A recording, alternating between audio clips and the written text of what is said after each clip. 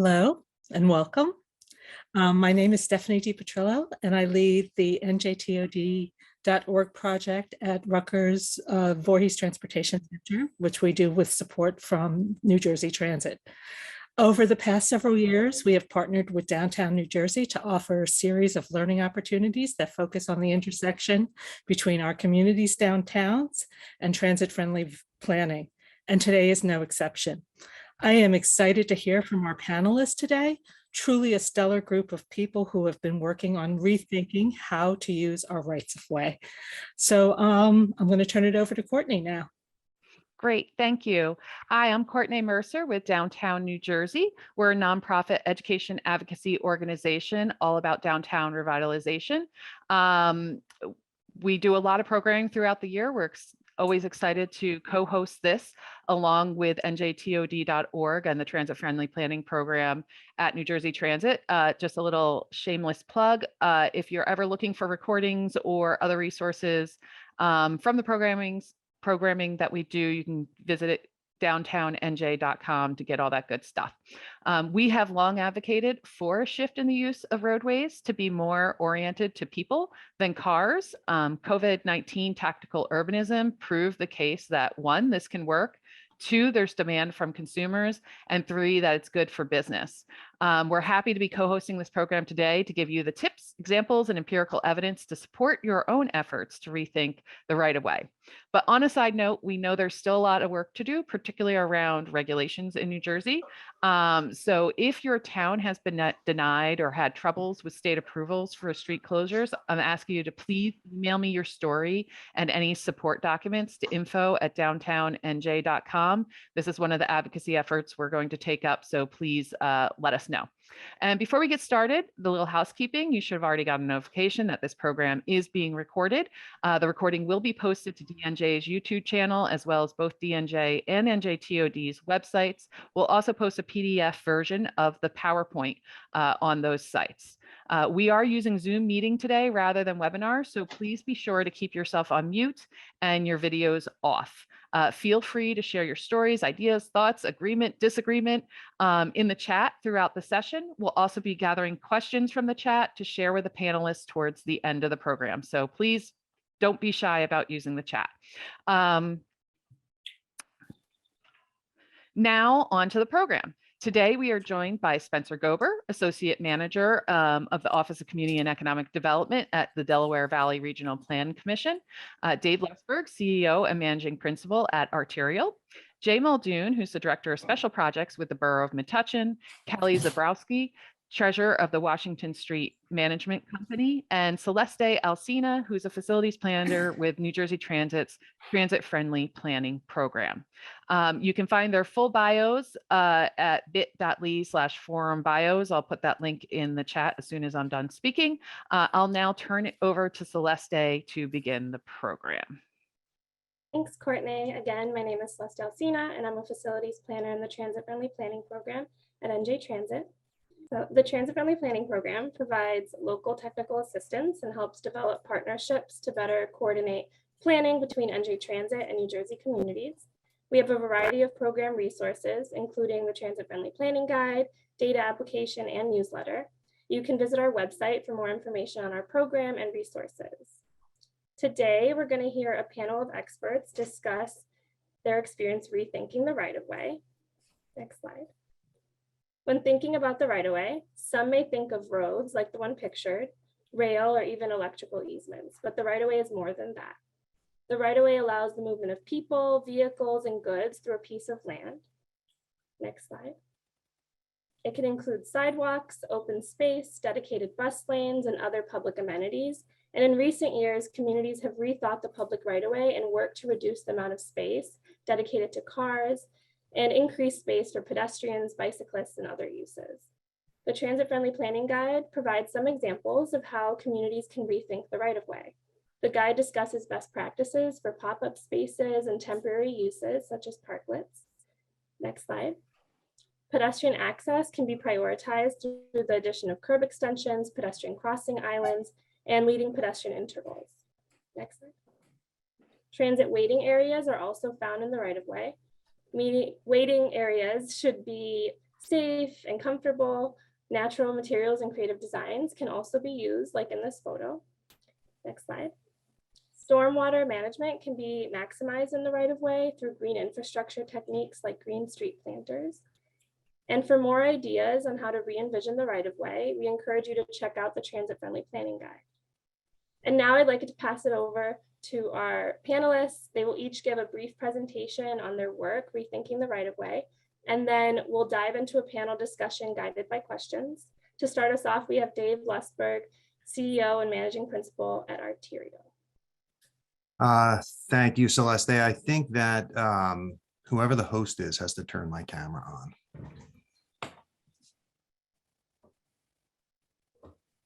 There we go.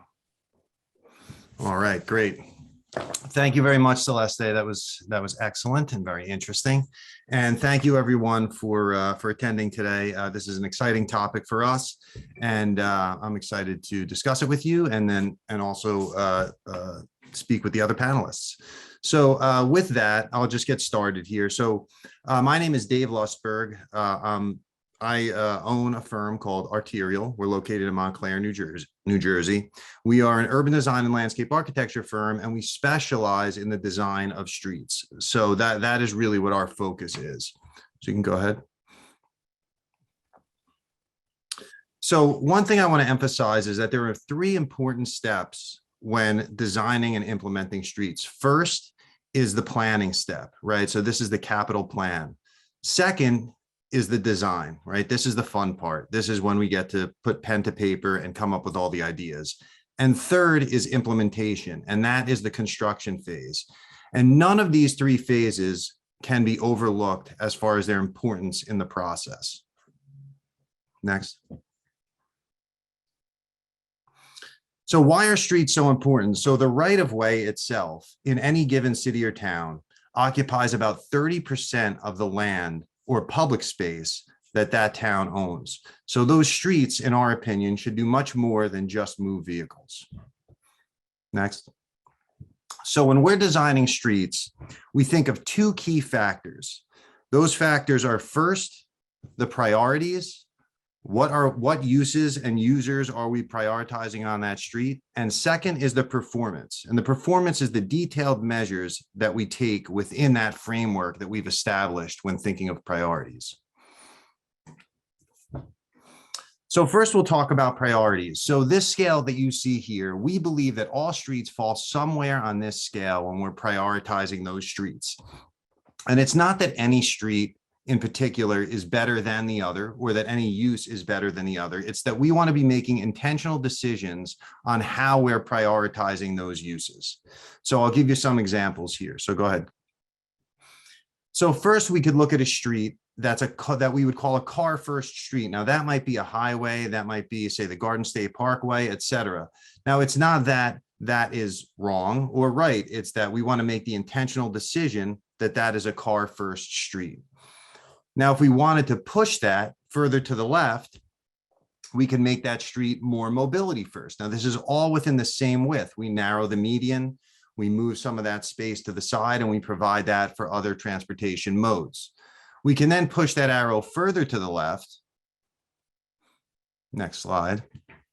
And this is really getting closer to like where a main street would fall, right? So now we've taken some of that angled parking and we've given more of that space to the public, to the sidewalk, to those other uses. And then finally, we can take that, if we want to eliminate all of that angled parking, we push it furthest to the left. And now we end up with a scaled street that's more like a main street. And we end up with a whole additional amount of space that we can use for whatever use we would like to prioritize. So within that right of way, there's a lot of flexibility. So next, we look at the performance.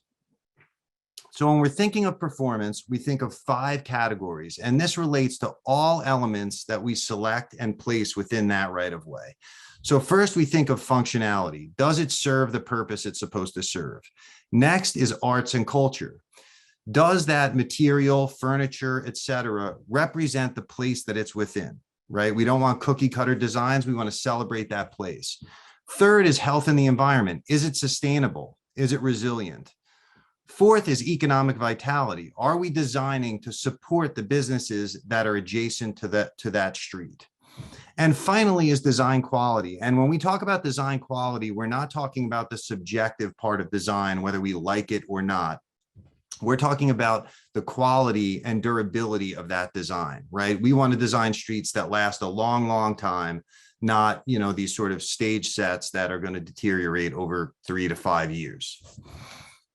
Okay, so let's move ahead. Now I'm going to show a few examples. And when I walk through these examples, you'll notice that these are going sort of from the right side on that scale to the left side on that scale. So the first one is a project that we're just in the process of wrapping up the concept phase. This is Main Avenue in Passaic. So Main Avenue is a very wide corridor dominated by car traffic. Right, so there's parking down the center, 2 travel lanes in either direction, parking along the curb line, and fairly narrow space for pedestrians. So first thing we wanted to do, go ahead, Courtney, is we wanted to make sure that we understood the priorities. So we worked with students at local high schools. Next. We worked with the community to understand those priorities through a series of open houses. Next.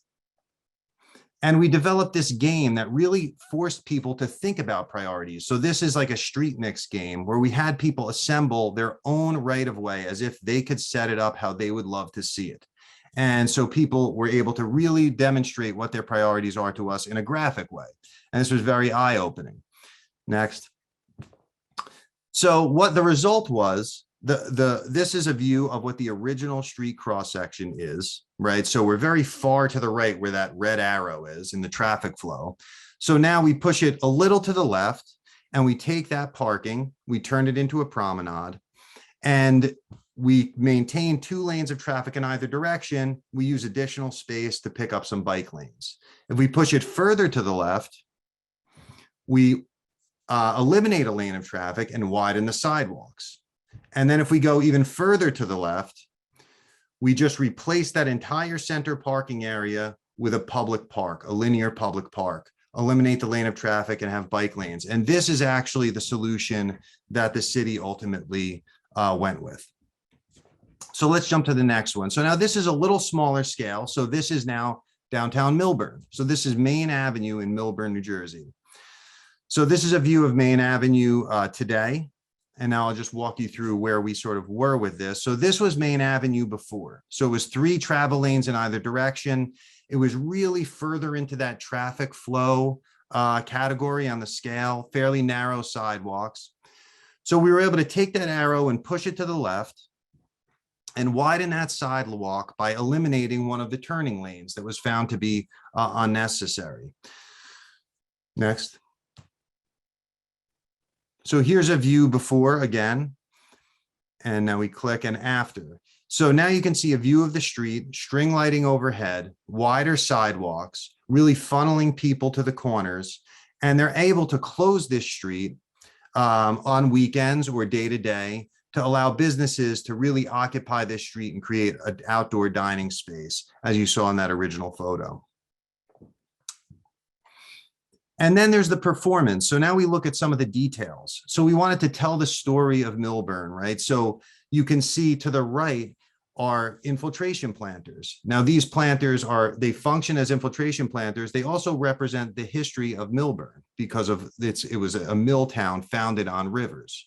The benches themselves are a material that's very durable and reflects the history of mining in the area, quarrying, I'm sorry. And the benches are oriented so that they're facing the businesses to promote window shopping and economic vitality. So those benches, while they're used for seating, they're really serving a number of purposes within the space. So that's high performance furniture. Go ahead, next. And then finally, we'll end with furthest left on the scale. So this is when we take a street and we really transform it into a public space. I'm going to show 2 examples here. The first is South Park Street in Montclair. So we could flip to the next one. South Park Street before was really a car-dominated street, very wide travel lanes, angled parking on both sides, narrow sidewalks. The town really wanted to transform that into a public plaza, a really public space. So we took that arrow, pushed it far to the left, straightened out that angled parking, narrowed the travel lanes, widened the sidewalks, and really created a promenade on either side of the street. Go ahead. Here's another view before, and then we'll go to after. So you can see one of the features to point out here is the flush median down the center. Now, what that does is it's traffic calming, but it also allows them to open up the street for events without having this obstruction in the center of a mounted curb. So that's a nice flush feature down the center. Next. And here's another view of before. You can see very little sort of space for pedestrians, for window shopping, etc. And after. And when you look at this, so some of the high performance things to point out here, again, the seating, right? So those planters, they function for seating.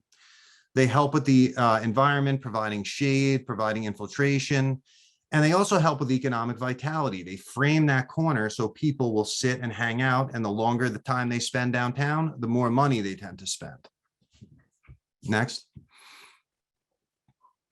And we'll end with Seymour Street in Montclair. So this one is furthest to the left. So we've taken this street, the town set their priority that they wanted this to be fully pedestrian.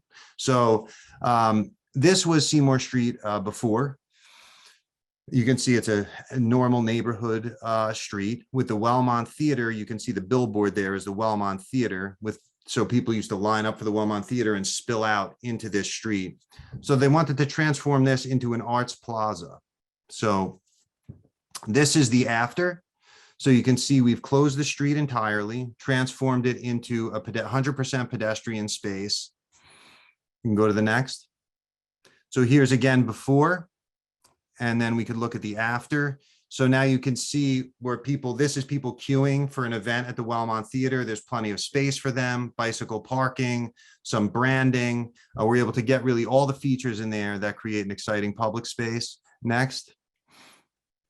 This is another before, further up the street, closer to the Wellmont Theater. And we'll see the after. Plenty of seating and public space for people to gather and hang out day to day and during a show. And one high performance feature I'll point out here is you can see the stair in the distance, that wooden stepped seating area. So that area was designed for step seating day to day, but then also functions as a stage when they have events for the Wellmont Theater. So if we go to the next slide, this is a view from the back of the plaza before.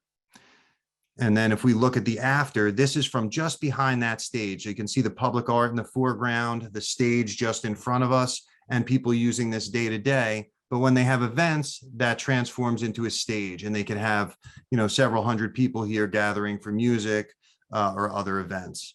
I have to give a shameless plug on this for Courtney. This was one of the Downtown New Jersey Awards this year. So we're very happy about that. So thank you. And now I will pass it over to Spencer Gober. Thanks, Dave. You highlighted some really fantastic examples of how the built environment can be improved to provide for a diverse multimodal approach to planning for the right-of-way, but you also teed me up fantastically for my presentation. Good morning again, everyone. I'm Spencer Gober, Associate Manager of the Office of Community and Economic Development at the Delaware Valley Regional Planning Commission. And I'm going to spend a few minutes today talking about how we used location analytics to quantify the pandemic's impact on some of our region's downtowns and main streets. And I have a lot of information that I want to move through quickly today, but I've tried to format the slides so that they can stand by themselves if anyone wants to go back and look at them after the presentation today. So with that, let's get started. Next slide, please. Before I dive into the work, let me provide a little bit of background on who DVRPC is. We are the federally mandated metropolitan planning organization for the 9-county region that makes up Greater Philadelphia, which encompasses counties on both the New Jersey and Pennsylvania sides of the Delaware River. We conduct short, medium, and long-term plans and fund a variety of projects covering topics such as transportation, land use, and economic development, just to name a few. Next slide. In 2020, we were already in the process of updating a 2013 inventory of 75 of the region's retail districts across Greater Philadelphia before the pandemic even hit. When the pandemic started, we worked quickly to finalize this inventory with the expectation that there would be impacts on the region's downtown. So we wanted to gather a snapshot before that happened. The inventory included everything from the mix of uses, the types of retail that were located in the downtowns, as well as walk scores and demographic data. We used this inventory to then develop 9 different downtown topologies, which included transit-oriented downtowns. After we did the inventory, we then came up with a diversity score for all 75 of the downtowns. The lower the score, the more diverse the downtown. Next slide. In the fall of 2020, DVRPC purchased geolocated, de-identified cell phone data from the Buxton Company, which allowed us to conduct limitless analyses on visits to and the trade areas of the region's downtowns. We use this data to measure the impact of the pandemic related to economic shutdown in the spring of 2020, as well as the degree to which the downtowns recovered during the reopening period later that year. We benchmarked these time periods against pre-pandemic data. We then used this analysis to calculate a pandemic impact score for all 75 of the downtowns that we included in the retail inventory. Next slide. We then compared the diversity scores from the retail inventory with the pandemic impact scores. And what we found was that the greater diversity generally equated to a lower pandemic impact. So in other words, more diverse downtowns, whether it was economic, environmental, or social diversity, were also more resilient to the pandemic. Next slide. In the fall of 2021, we conducted a more nuanced analysis with updated 2021 cell phone data and walked away with 9 key findings that were a little bit more nuanced than just the diversity score that we had previously. First, we discovered that no matter what time period we analyzed, the #1 variable leading to increased resiliency in a downtown was greater economic, environmental, and social diversity. Next slide. Second, larger downtowns with more robust residential and employment populations were less impacted by the pandemic than the region's smaller downtowns. Next slide. One of the findings most relevant to today's forum was that the pandemic's impact was lower in the region's more walkable downtowns, which was determined based on walk scores and the number of vehicles per household. Next slide. Despite the economic shutdown's impact on eating out, as the share of food and beverage uses, which included craft breweries, distilleries, and wineries, increased in a downtown, the pandemic impact score actually decreased. Next slide.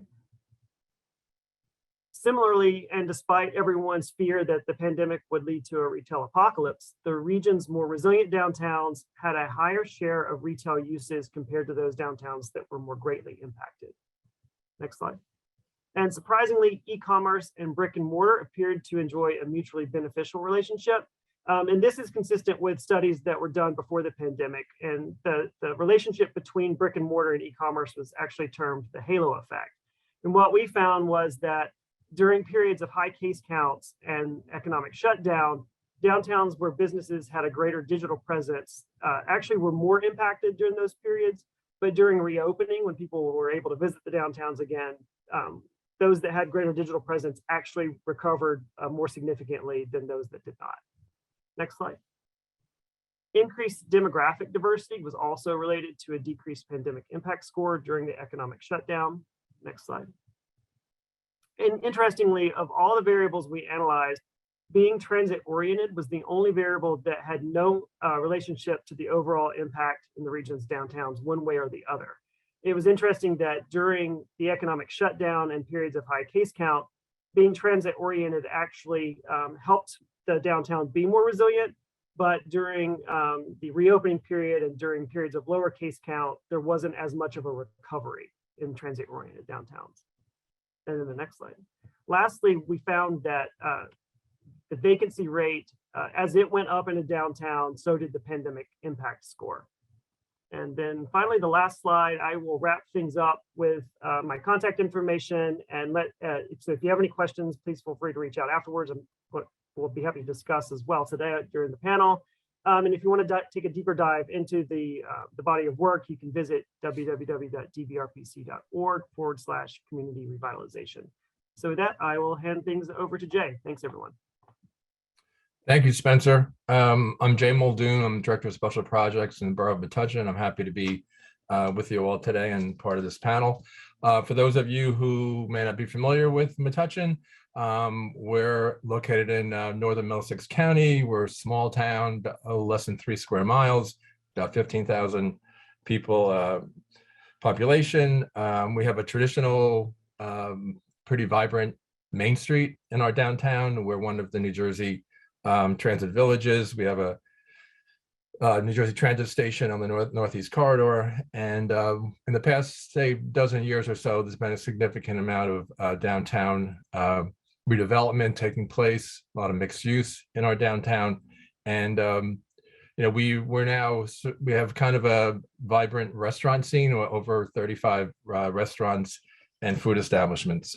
So today I'm going to share with you some information about how Metuchen, the steps we've taken to utilize the right of way. Next slide, please. So the story kind of starts, as a lot of our stories do, in the pandemic. So in 2020, as COVID was really hitting our downtown businesses hard, the borough, we proactively collaborated with our special improvement district, the Metuchen Downtown Alliance, and we quickly created an outdoor dining and retail program, because we wanted our businesses to be able to utilize public spaces and the right of way back when everything was shut down. So we looked. So this map shows what we created. So we looked at existing alleyways and businesses that maybe had patios. We identified where sidewalk dining could take place. We looked at some of our parking lots because there were no commuters parking anymore. So we identified where outdoor dining and retail could take place. So that's what this shows. Next slide. So because we did planning before, as soon as the governor and the ABC's orders came out when they were issued, we were able to pivot immediately. And I think that following weekend, we started our outdoor dining. So this shows in June of 2020, our first initial use of a street is we closed New Street on weekends. So from every Friday afternoon to Sunday evening, New Street was closed. And the restaurants, we had about 5 restaurants on New Street, and they set up in the street. And then we had live music on Saturday evenings. And in addition to this, an Irish pub on Main Street utilized a commuter parking lot that was vacated, and as well as all of the other restaurants and businesses that fronted on Main Street or New Street or in the downtown were able to utilize that public space for their business. Next slide. So as things evolved, we shifted to a 7-day-a-week, 1-lane closure on New Street. Because in the prior scenario, we kind of had just the street closed on weekends. So in September of 2020, we closed one side of New Street 7 days a week to better support our restaurants, so that they, on a daily basis, they could be utilizing this space for lunch as well as dinners. And we also kept 1 lane of traffic open on this street, so that, because one of our challenges is our downtown doesn't really have a nice straight grid system. So this New Street is one of the few kind of north-south arteries in town. So when it's closed, if it's going to be closed permanently every day, it would create traffic problems and other problems that I can talk about later. Next slide. And then the evolution here continues. So with our special improvement district, the Metuchen Downtown Alliance, through a grant they received, they purchased, I think there were 4 or 5 heated tents that because in the prior scenario, each restaurant had to put up provide their own tents, and everything was sort of on their own. But so in working with the Downtown Alliance, they purchased and installed these tents, which were enclosed, and those were installed in December of 2020, and they stayed up until October of 2021, when the road was reopened to two-way traffic. Once restaurants were able to resume full occupancy, so then the tents came down at that time. But it was a great improvement having enclosed. This picture shows on one side of it, being open, because it was, I guess it was in April of 2021 when the weather was warmer, but restaurants were able to function and use the space in these tents, during the winter, which was a great help to them. So besides New Street, so today this shows, all of our restaurants downtown are utilizing the sidewalk right of way outside their businesses. So as everyone knows, outdoor dining has changed. The world has changed, and outdoor dining is now really part of any restaurant's, I think, business plan. So two of our restaurants, the Greek on Main and Mangia Toscano, they've sort of went from initially, even pre-pandemic, just having a couple tables outside, to in the case of Mangia Toscana, in the rear of that, to the right of that building, they built a kind of a roof structure initially for outdoor dining, and this year they have enclosed that, and so has the Greek on Main on their sidewalk dining. This enclosure just went up maybe 2 months ago, and as you can see, it doesn't expand the area that they've always had tables on the sidewalk, but being able to enclose this, obviously working with the borough, we kind of did this as a trial. Let's see, how it could work out, and it's worked out really well, and so I think this shows how outdoor dining and use of the right of way is something that businesses really want to take advantage of. Well, you said one of the challenges that we had in talking to restaurants about this is we have to maintain a clear passageway for pedestrians and people with mobility issues. So one of the challenges that all towns might have is how wide or narrow is your sidewalk. There are places in our town where this couldn't be done because you aren't able to maintain that clear passageway. So I think that covers what I wanted to share with you this morning. And now I'll turn it over to Callie Zabrowski from beautiful Cape May. Hi, everyone. My name is Callie Zabrowski. I am the treasurer of the Washington Street Mall Management Company. We are the private company that manages the 3-block Washington Street Mall in Cape May next. So the Washington Street Mall was created in 1971. This area of Cape May was always a central business district, but it was very car focused, and you popped in, did what you were doing, and you left. There was not a lot of space for pedestrians. The sidewalks were narrow. So in 1971, Cape May began a revitalization, and this street was permanently closed to automobile traffic next. So it's 3 blocks long. We do still have the cross streets that have car access, and there are tons of planters for seating, benches everywhere. And next, and we are a business focused district, tons of retail, food and drink. We do have some lodging on the mall and activities and services as well. So that's just a brief overview of how rethinking the right of way can be successful. Thanks, Callie. I'm excited to hear more about your work in Cape May during the moderated panel. And I'd like to thank all of our panelists for sharing their projects and the work they've been doing. Now that we've gotten a bit of background on the right of way and seen some examples, I'd like to jump into our panel discussion.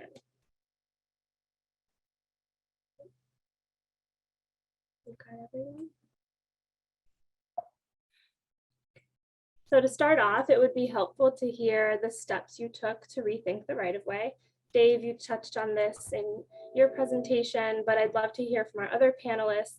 How did you ultimately get it done? And to start off, I'd like to throw it over to Jay. Sorry. Okay, thank you. About Metuchen. So I think as I talked about a little bit before, the steps that were critical was really collaborating. This wasn't something that just I guess the borough, alone could do. So how we went about it was working with borough officials, working with our Downtown Alliance, which is our special improvement district, working with some individual businesses, and our police department, because there's, when you talk about taking the right of way or closing a street, there's lots of issues that come to light, and safety is one of them. So our police were definitely concerned about that. So I think getting everyone together to kind of come up with what the vision, the plan would be, was really important. We also engaged our borough planner in the process. And then once you had that plan, then it was communicating that to everybody, because some non-restaurant businesses on New Street weren't really happy about the street being closed. So you can have a great plan and a fantastic design in some cases, but if you haven't communicated that to everyone, so at least people are aware of what's going to be changing. Great, thanks, Jay. Collaboration is definitely key.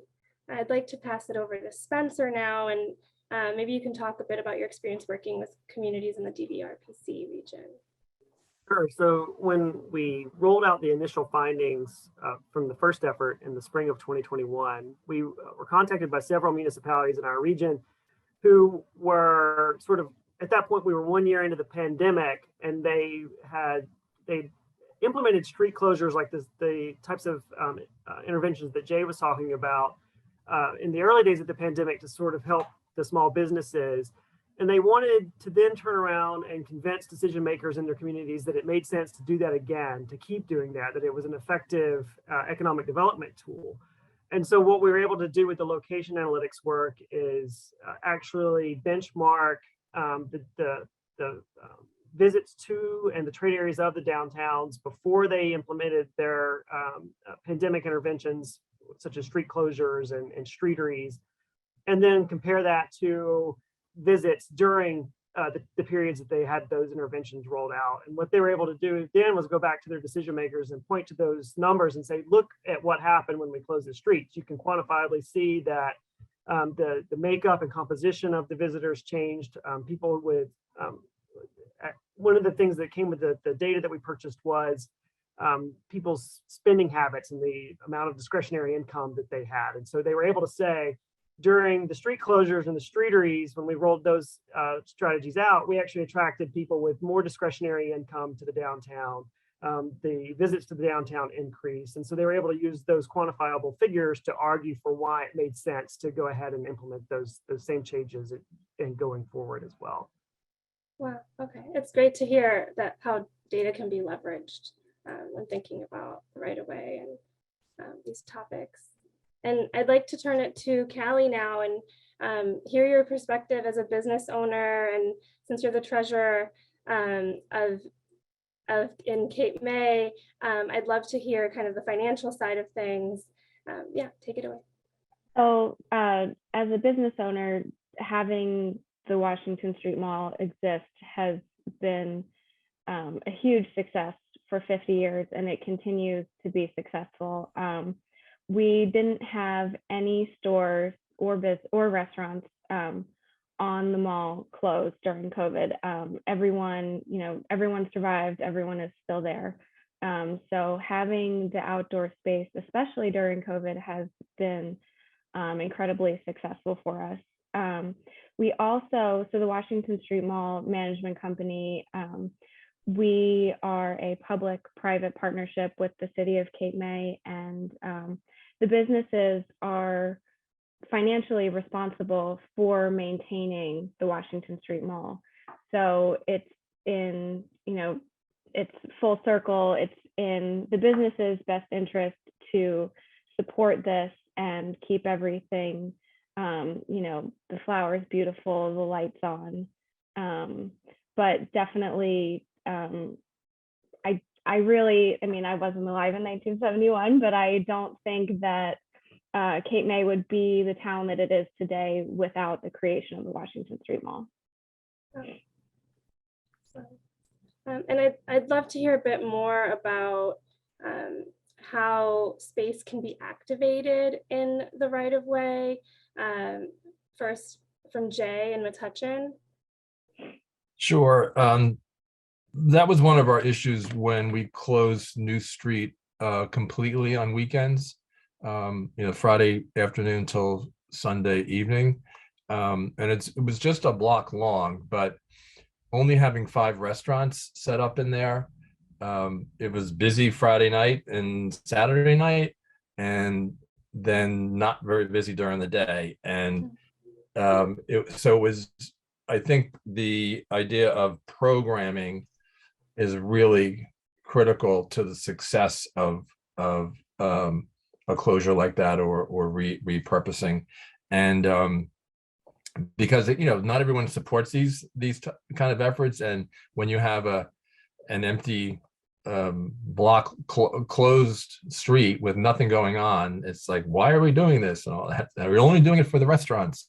So and we got, like I said, we had music on Saturday evenings, but it really, there's a lot more to the creating a plan than I guess it appears. I mean, we were so focused on helping the businesses and allowing them to use this space, and then okay, so how are we going to really activate it the whole time? So then when we switched to just closing the one side, and the restaurants were sort of condensed in that, you had less of an issue of trying to activate the rest of that space. So that was a lesson learned for us.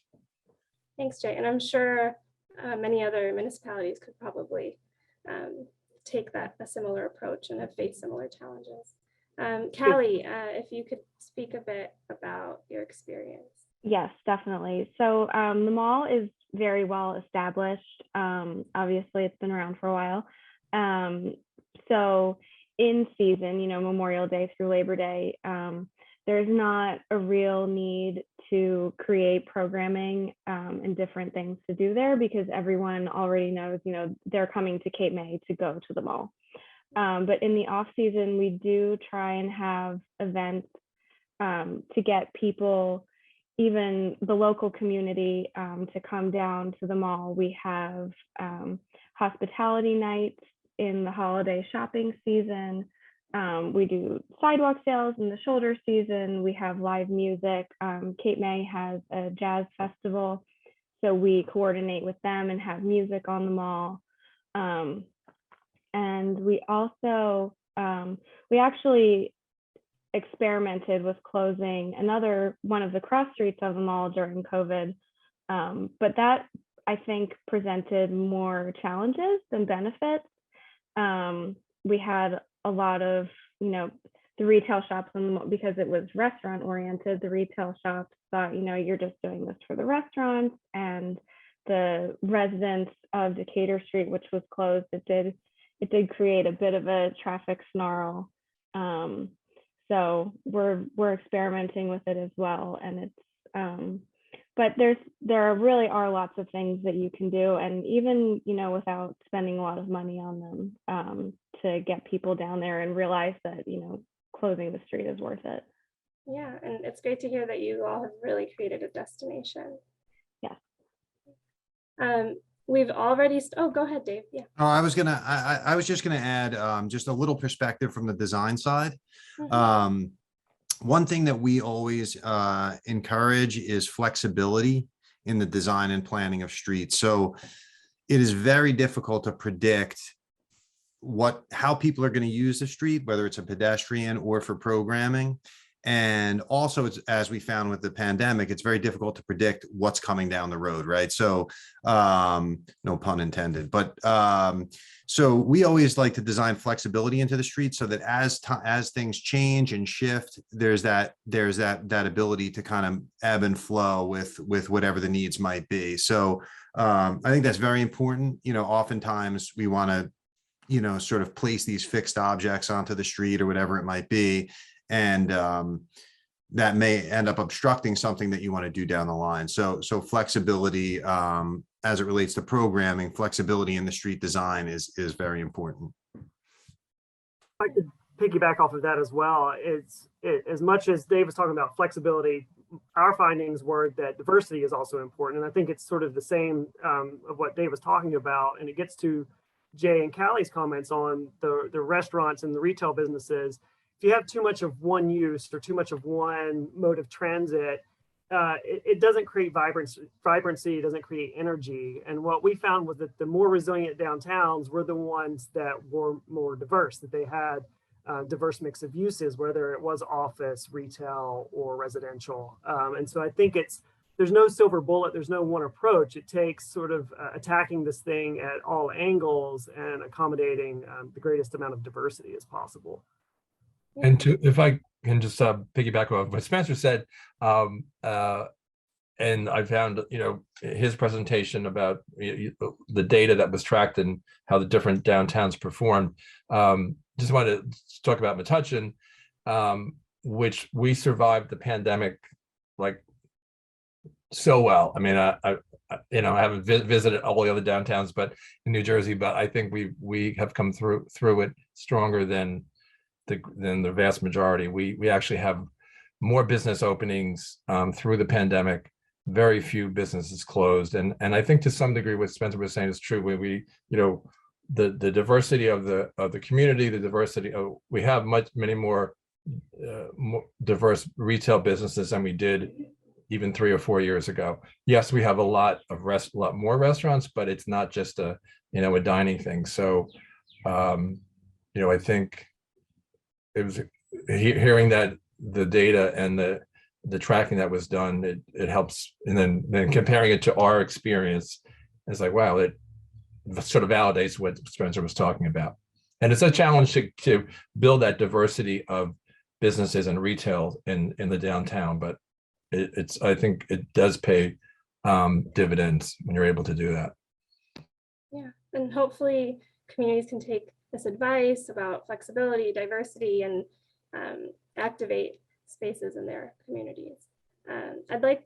We've touched a bit on challenges throughout your presentations and already in a couple of these questions, but what have been some challenges you've encountered when rethinking the right of way? And I'd like to turn it to Dave first. Oh, okay. Well, how much time do we have? Challenges, yes, obviously changing the street and the way people use it comes with challenges.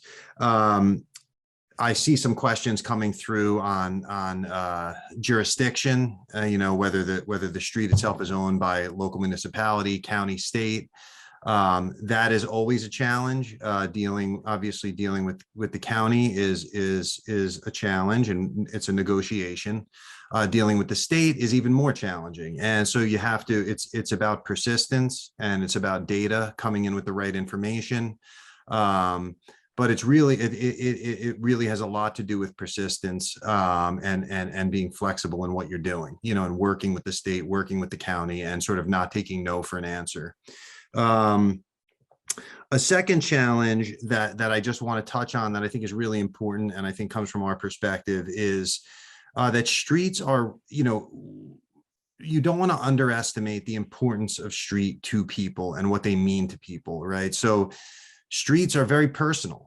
right? So when we look at a street and we see a bench on a corner that looks like a rundown, broken bench, there's someone in the municipality who, you know, when they were 12 years old, had ice cream on that bench after their Little League game or something like that. People have these attachments. And so we learn that a lot because we come in and we're going to replace this or something. And someone says, oh, I love that. And from the outside, you look at it and you love that. What is it? But to them, they have this connection to it. So, and it's important. We can all think about that, you know, growing up, you know, streets are where you spent a lot of your time, you know, so I think working with the public and being sympathetic and sort of understanding what these streets actually mean to people, is and working through the challenge of sort of shifting their perspective on that is also important. I could go on and on, but on challenges, but I'll pass it. Yeah, I really like your point on streets are personal because it's somebody's home and we need to be compassionate. Right. Yeah. Callie, I'll pass it over to you. So some challenges that Cape May specifically has dealt with, parking is a huge one for us. You know, we have tons of people.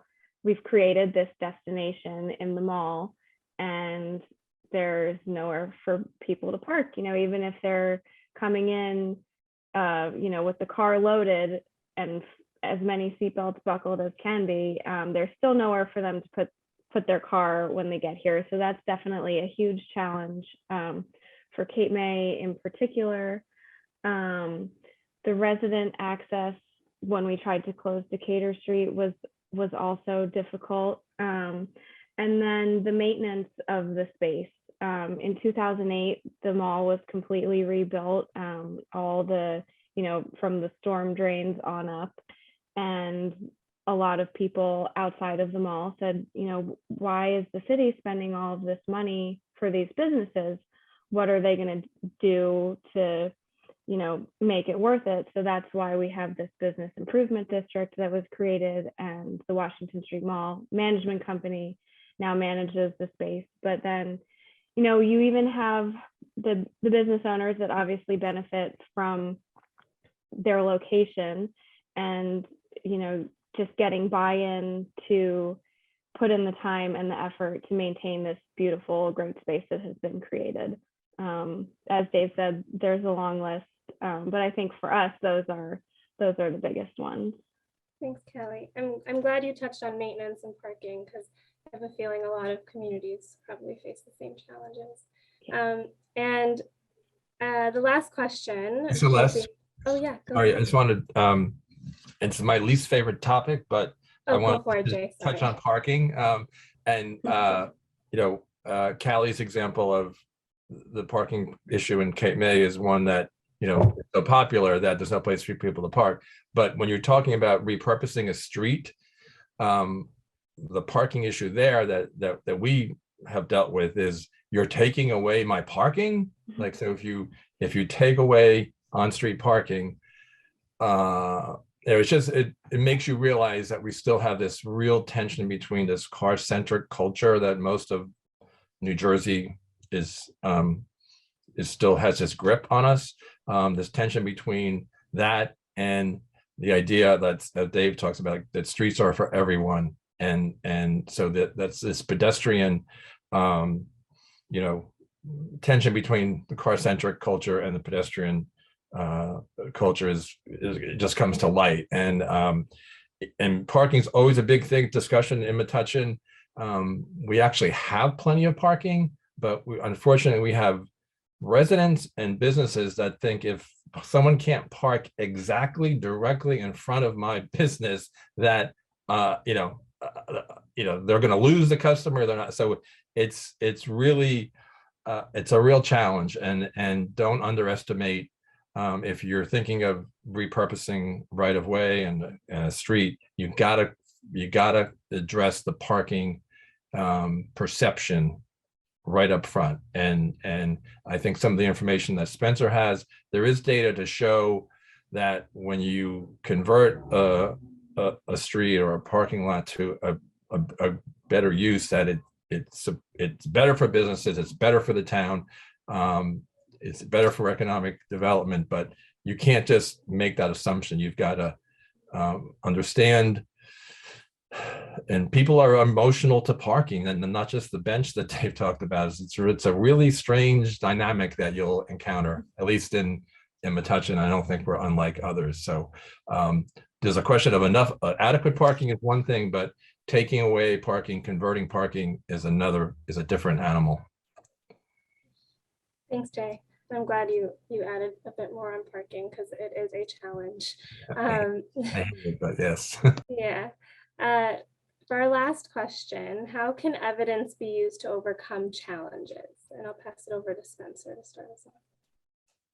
I think that using data and the types of analyses that I highlighted today, to be able to point to that empirical evidence can support an argument.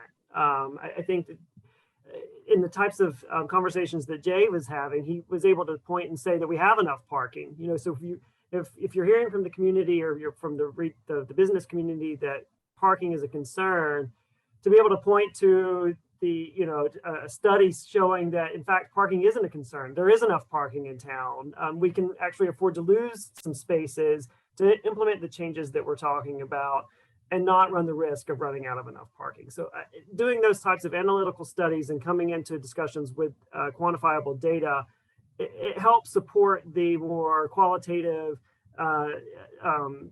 goals and plans that the communities want to implement or would like to implement. Thanks, Spencer. And Dave, do you have anything to add? Yeah, I mean, I think that it's really about, it's really about going back and visiting the places that, some of this is intangible, right? And I think a lot of it is going back and visiting the places that have done this, speaking to the businesses that are there.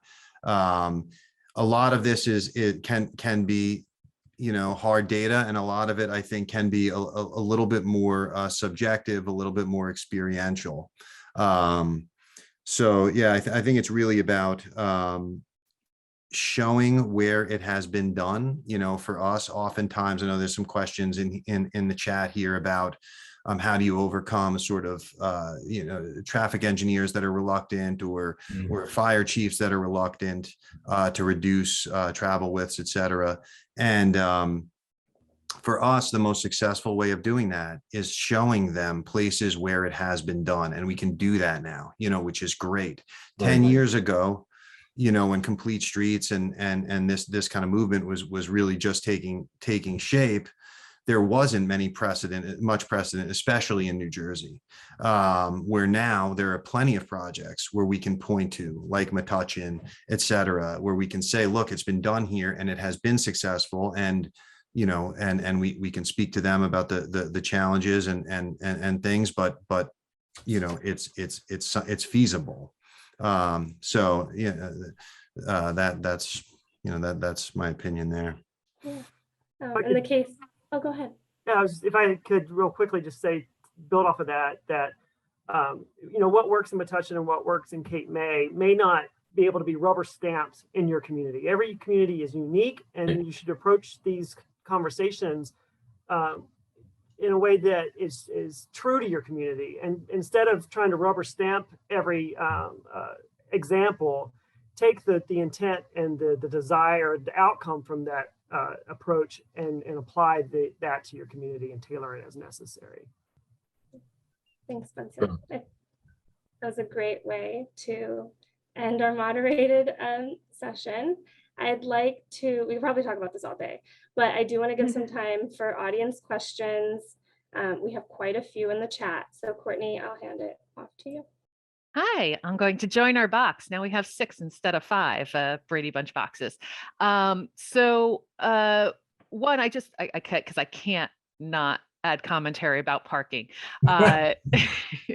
If you think about the towns you want to visit, the best downtowns, all of them are screaming that they have a parking problem. A parking problem means you're successful and you're doing something right. So don't worry about your parking problem, because people are still coming to your downtown and they're parking and they're walking. So that's part of what I want to say. But then, agree. yeah.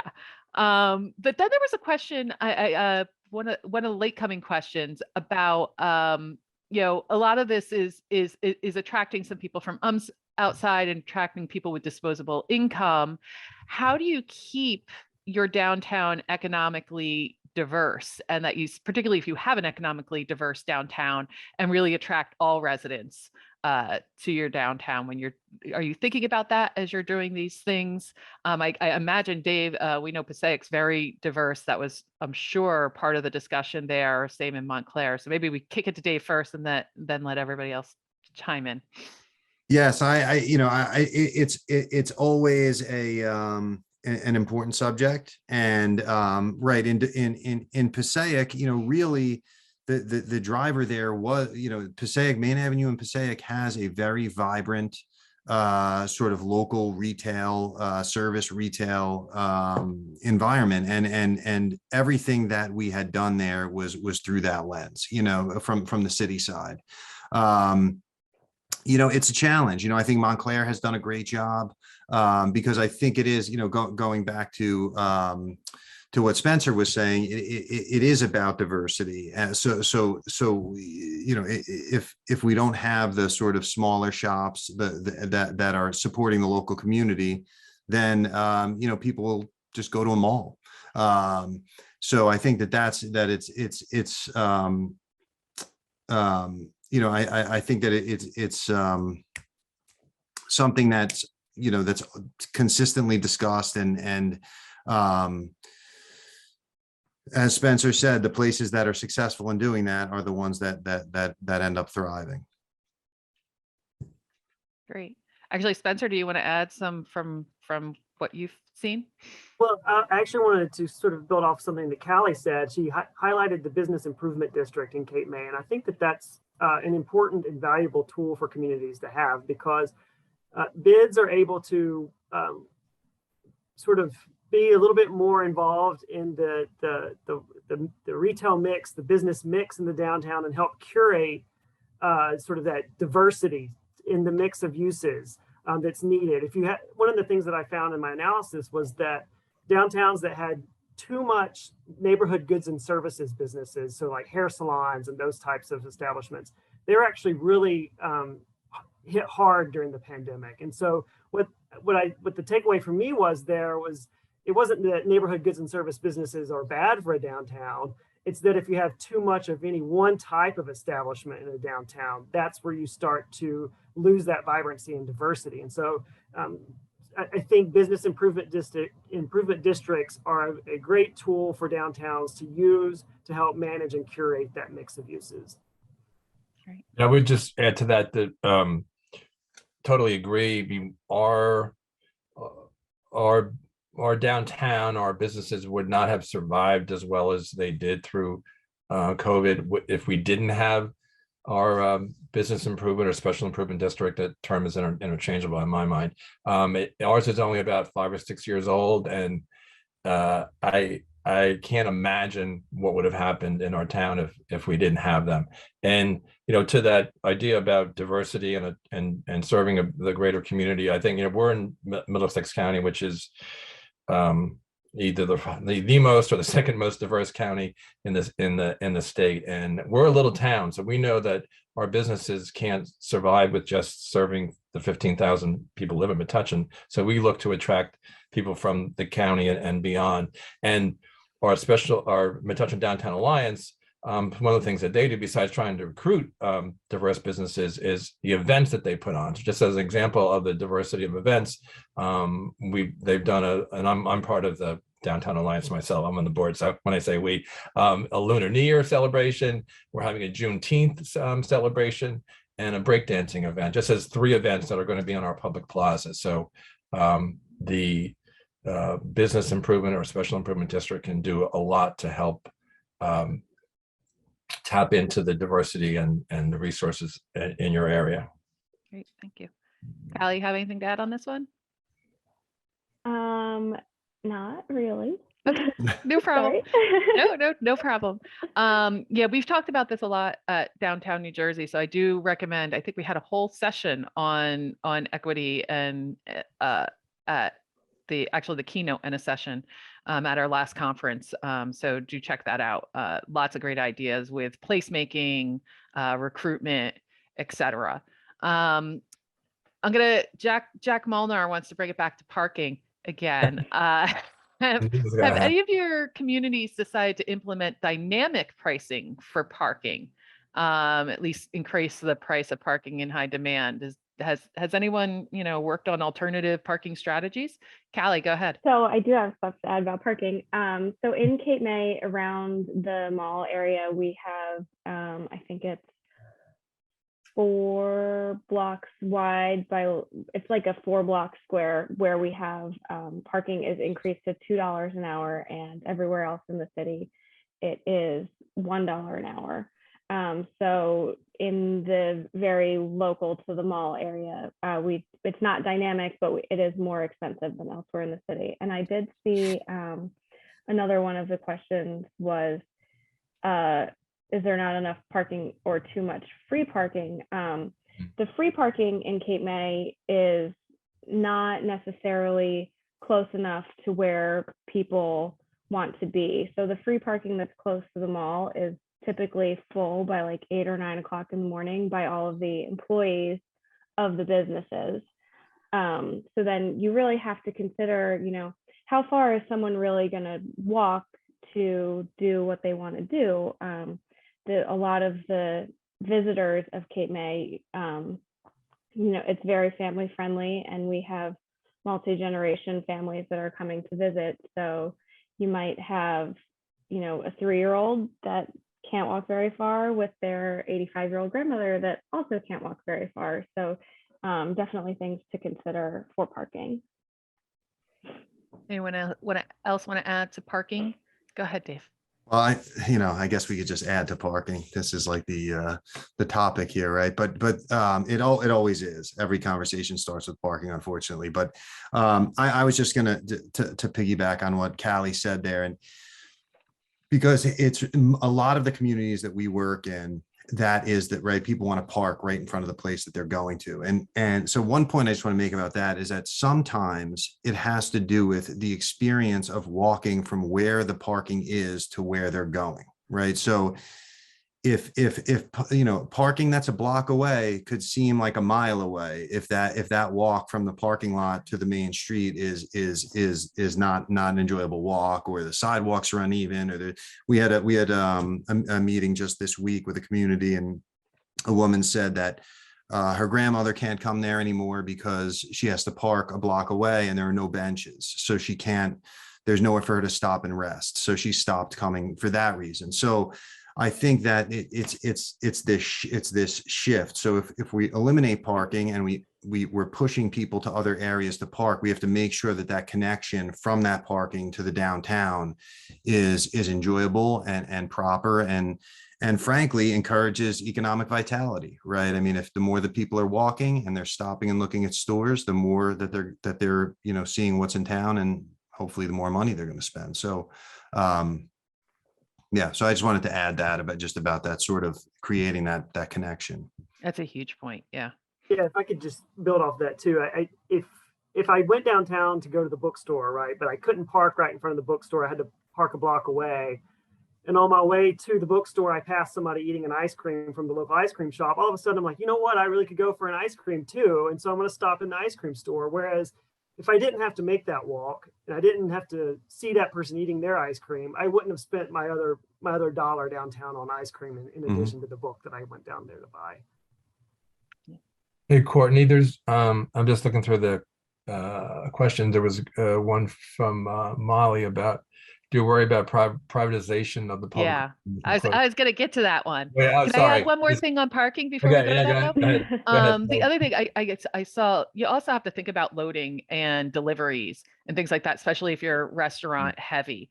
And I know a lot of towns did it during the pandemic. They added 15-minute curb parking so that you could go in, pick up. Some communities do this permanently. I was up in Quebec, and first of all, they had most of the parking was taken up by streeteries, and then what was left was 15-minute, loading, unloading, go get your thing. And the key to that, if you're going to do that, is you actually have to enforce it. Because, I was sitting watching delivery folks double parked in Jersey City while I was eating in a streetery the other day, and everybody trying to get around. I'm like, well, if we had these type of short-term loading zones, because it was a delivery guy, he was going to pick up something to go take, which would also be great if all the delivery guys were on bikes and scooters as opposed to in cars. But that's another thing. So I just want to, that's another thought to think about in your community. If you do have, that type of need, you have to think about this loading and delivery is up. So yeah, Jay, let's go to your, so do you want me, I'll read the question so that everybody knows. Do you worry about privatization of the public realm with enclosed dining on the sidewalk? Outdoor dining measurably contributes positively to the public experience, but when it's enclosed, how is it different from private property? So it's, yes, it's a concern. I think the idea, I think that what I have is, can that sidewalk be shared? So clearly you need enough width or depth of your sidewalk. And I think I mentioned earlier, there are parts in our downtown where there's some places you can't even put a table and chair on the sidewalk, never mind enclosing it. So, and the examples that I showed were one where we could accommodate both. I mean, there was passageway so that pedestrians, to me, it's a shared area or shared asset. So I do not support, taking over the sidewalk and in effect making it private. I guess the image of the enclosed sidewalk dining maybe it conveys this privacy thing, but it's really, as I said, I think earlier, it's the exact same footprint of what that restaurant had before there was any awning or enclosure or whatever. It was, table with two chairs. So I think, as I said earlier, I think the world has changed. I think outdoor dining is here to stay. And I think our challenge is to find where it is appropriate, where it can work, where we can use these as shared spaces and not advocating privatization of public spaces. I think we're talking about the opposite thing, activating public spaces and using that to make our downtowns better. So Dave, can you add to that one from a design perspective a little bit too about, and it obviously you're widening sidewalks. I always look at the utilities too. How many signs, utility poles, street lamps, blah, blah, blah, that if you come out are now in the way of somebody who could potentially have an accessibility issue. So yeah, I mean, that's why, in the beginning of the presentation there, I emphasized the 3 steps, right? And because planning, right, planning is frankly is the fun part, thinking of these ideas. And then when you get into design, and that you're really getting into that nitty gritty, and streets have to serve all of these purposes. And yes, there are tons of conflicts and things that you run into and all of these challenges along the way that need to be worked through. And frankly, some of them don't come out until you're in construction. And you're in that final phase, and someone comes out and says, oh, wait, this restaurant, they used to put their outdoor dining here, and we have 3 benches and a trash receptacle that are going there. And you speak to that property owner, and you have to be able to move and adjust on the fly. I definitely have opinions about privatization of public space. I think that the sidewalk, we have to be very careful about that. I think that through the pandemic, it was sort of like a sink or swim type of situation. And so the rule book went out the window, and we sort of just wanted to help everyone survive through this. Right. But now I think that we have to circle back. And if this is becoming more permanent, we have to think through what that means and how that works, through ordinances and things to ensure that there's plenty of space for people. So I think it's an important topic, but yeah. Thanks, Jay or Dave. So Jay has to drop off. So I want to say a big thank you to Jay. But I did want to jump. So thank you, Jay. I do want to jump back to Callie on this question, and then we can end. So thank you, Jay, very much. Because Callie, obviously that's a private, well, you're a private entity. So I think you have something to add here on this question, and then we can wrap up. Yes. So, I mean, I think COVID provided a case study for all communities about, you know, what works and what doesn't work. And these ideas of, you know, closing streets or putting tables on sidewalks and redirecting traffic, you know, it was like, okay, we did this, we tried it, it worked, but we're not going to make it permanent because we need to tweak it to be able to do these things. So on the mall in particular, there are, count 1, 2, there's like 10 restaurants that already have permanent structures or semi-permanent structures outside, and they have a, so there's basically flagstone lines down the middle of the mall, and the restaurants are permitted to create outdoor seating up to that line, but they can't go past. So there is a permanent pedestrian right of way on the mall. And so these businesses have the opportunity to do it if they want to, but because it's already closed to car traffic on the mall, it's not really, there's enough space for everyone is what I'm trying to say. But yeah, it's definitely something that has to be considered because